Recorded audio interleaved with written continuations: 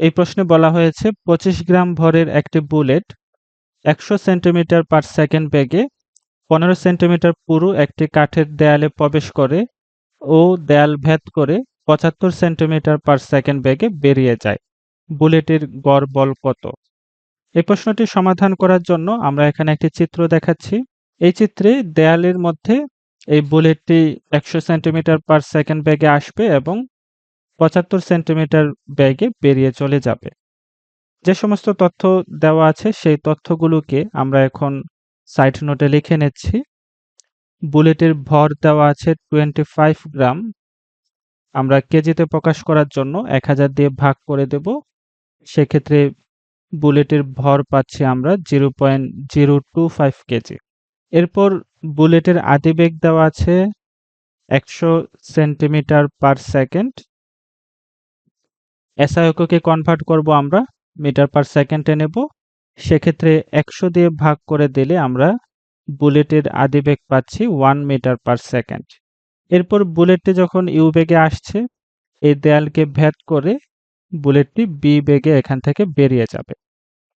তাহলে শেষ বেগ ভি এখানে দেওয়া আছে 75 সেন্টিমিটার পার সেকেন্ড। 100 দিয়ে ভাগ করে দেব।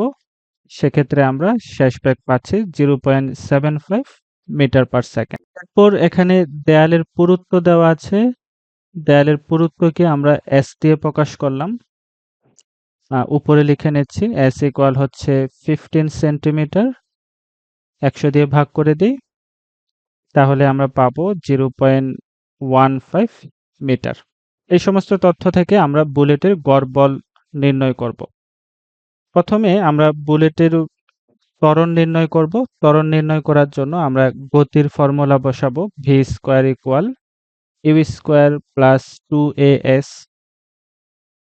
বুলেটের শেষ বেগ হচ্ছে 0.75 মিটার পার সেকেন্ড এর স্কয়ার হবে এবং বুলেটের আদি বেগ হচ্ছে 1 মিটার পার সেকেন্ড এর স্কয়ার। এরপর 2a ত্বরণ আমরা নির্ণয় করব।